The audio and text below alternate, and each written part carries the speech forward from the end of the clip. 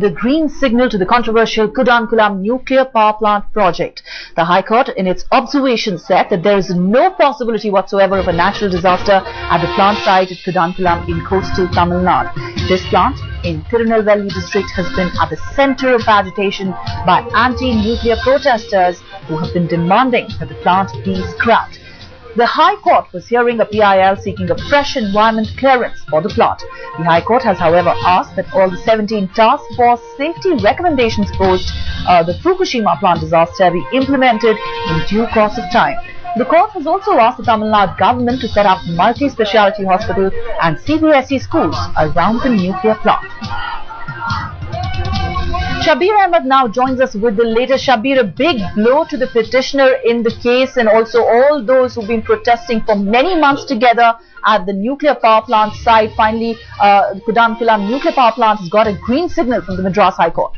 Well, definitely it was a clean chit for the Kudankulam plant here. The petitioners went to the court, approached the court citing various discrepancies, and they said that several recommendations of the task force which was constituted post Fukushima has not been implemented. So they wanted those recommendations to be implemented because those are considered to be the safety measures which are very crucial. But the court said that one cannot suspect the actions of the AIRB because the court says that they don't have the expertise. So the AIRB is looking into the safety measures and all possible angles. So they have dismissed all the petitions. Joining me is M. Radhakrishnan, who is the counsel for the petitioner. Sir, what did the court observe today in its order against the plant? You know, these petitions were filed mainly on the ground because there was modernization of the plant. A fresh environment clearance is mandatory. Now the court says the environment clearance obtained in 1989 would hold good for all time to come. Secondly, post Fukushima there was a task force constituted by the Government of India. The task force has given 17 recommendations. Without even seeing the implementation of 17 recommendations, Atomic Energy Regulatory Board gave a clearance for initial fuel loading.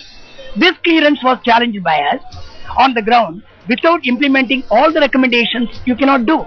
Now the court says it is the expert's view and these recommendations were given by way of abundant caution. Already there were safety measures, sufficient safety measures in KKNPP. So we don't have any reason to doubt the activities of the AERB. So they can go on. So what is the next course of action of the anti-nuclear power project protesters?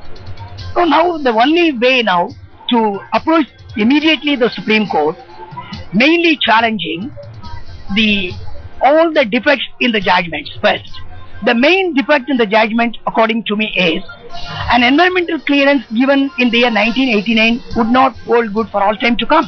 So the entire project there should be comprehensive environment impact assessment. Then only they can give clearance. So we hope the Supreme Court would step in and do justice.